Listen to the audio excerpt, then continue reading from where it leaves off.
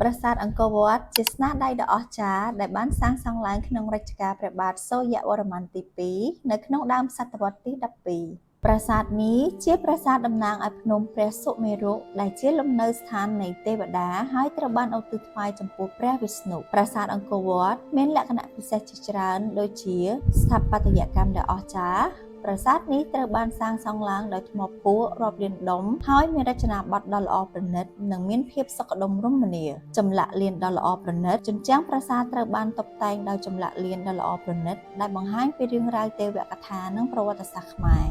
ទំហំដ៏ធំសម្បើមប្រាសាទអង្គរវត្តជាប្រាសាទសាសនាធំបំផុតនៅពិភពលោកដែលមានផ្ទៃដីប្រមាណ200ហិកតាទីតាំងភូមិសាស្ត្រប្រាសាទអង្គរវត្តត្រូវបានសាងសង់ឡើងនៅចំកណ្ដាលទីក្រុងអង្គរធំ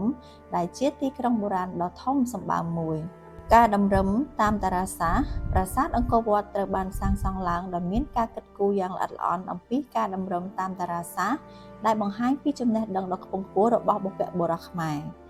ប្រាសាទអង្គរវត្តត្រូវបានចាត់ទុកជាសម្បត្តិបេតិកភណ្ឌជាតិពិភពលោកដោយទទួលស្គាល់ដោយអង្គការ UNESCO ក្នុងឆ្នាំ1992ហើយជាគោលដៅទេសចរណ៍ដ៏សំខាន់មួយសម្រាប់ភ្ញៀវទេសចរមកពីជុំវិញពិភពលោក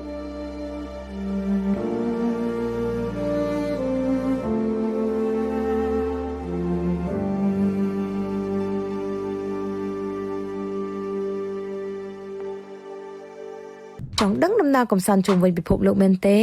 ឆាតមកកាន់ page MB Travel and Tour ឥឡូវនេះ